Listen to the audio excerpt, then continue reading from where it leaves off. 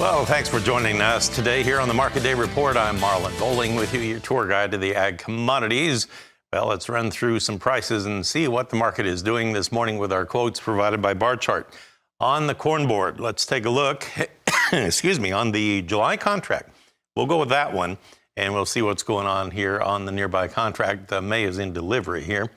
Well, July corn now at 605 3/4. That would be up. Now it's down 1 3/4 cents, so it's not doing too much of anything. You have December now down 3.5 cents. We're at 544. Let's go to soybeans here this morning, and wow, soybeans just taking a deep dive all of a sudden. You have July soybeans dropping 23 cents. You heard correctly, 23 cents. And now 23 1/4 lower. We're now at 14.12 3/4. That's only one tick from our low of the day. We were as high as 14.39 3/4 overnight.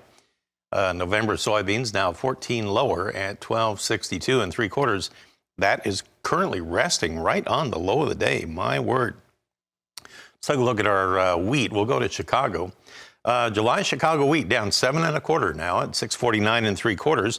In Kansas City wheat today, we have that July contract 13 lower at 804 1/2. Boy, they're really getting after the grains today. On the spring wheat market in Minneapolis, July is just a half cent higher at 841 1/4. It's off of its earlier high by about a nickel or so. July cotton right now is down a whopping 222 points at 78.47 per pound.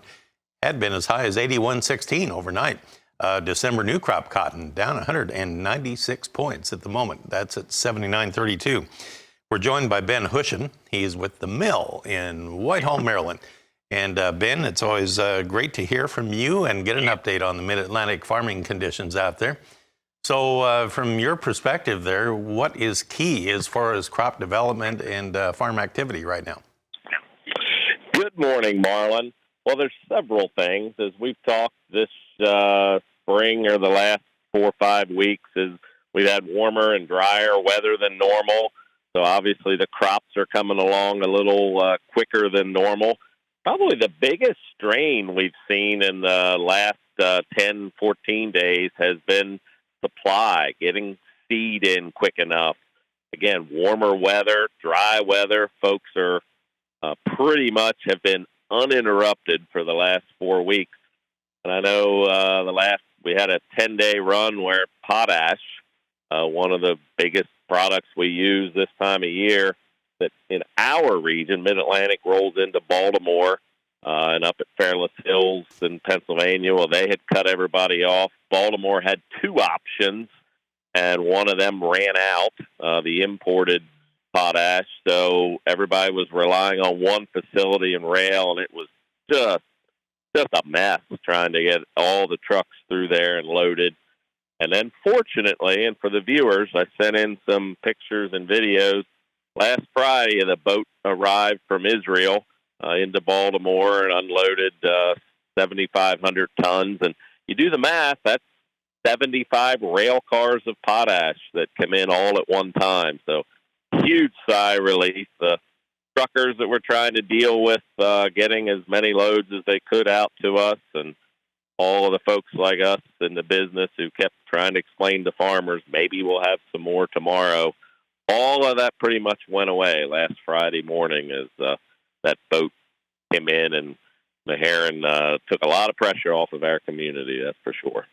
Did I hear you say during the break that you had some barley that was trying to head or was heading already? Yeah. Yes. Started hearing it last Friday also. Got a couple calls. Hey, I'm seeing barley start to pop out in head.